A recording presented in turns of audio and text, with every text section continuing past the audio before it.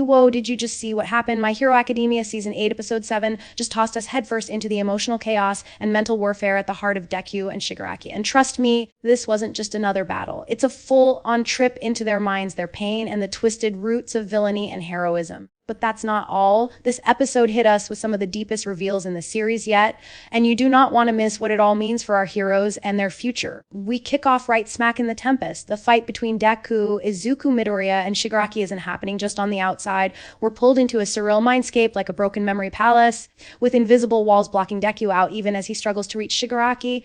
The tension is palpable. Deku's so close to helping Tenko Shimura, Shigaraki's birth namey, but something dark is keeping him away. That invisible barrier is more than just a quirk, it's all the trauma, hatred, and regret stacked up in Shigaraki's heart, keeping any chance of healing out. This time, the story dives deep into the painful past. We get a gut-wrenching look at Shigaraki's family, the grandmother who abandoned her son for the sake of being a hero, setting off a chain of pain that ultimately shaped Tenko. The narrative drives home the tragic reality. Sometimes being a hero means hurting those closest to you to save strangers. It's a brutal trade, and the fallout is everywhere. You feel the regret from Nana Shimura, the apologies for being weak, for not coming back to her son Kotaro, and the pain ripples through generations.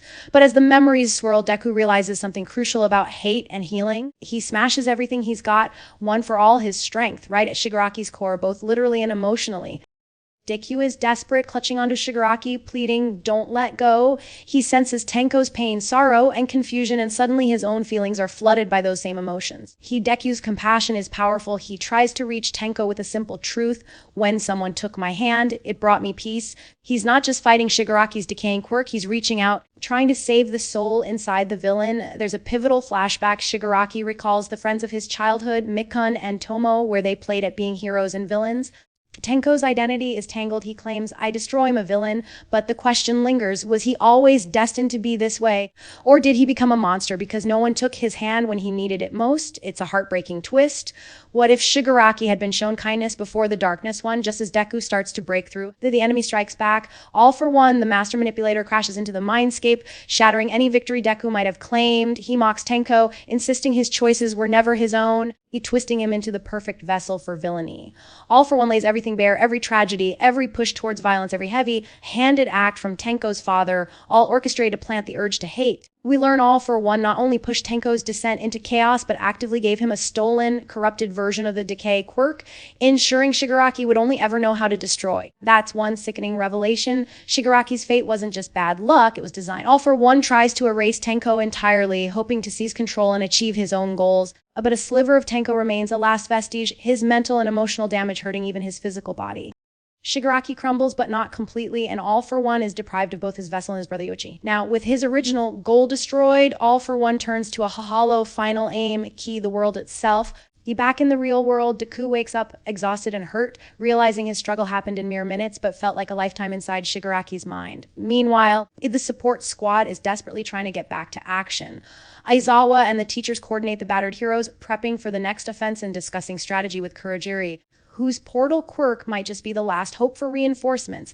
Everyone is feeling the emotional weight. Our heroes remember fallen friends and past students, their resolve stronger than ever. Even injured and doubting themselves, they rally because Deku is still fighting. Then we get a beautiful, hopeful scene with Eri. Her horn has been torn off, a risky act to provide vital help.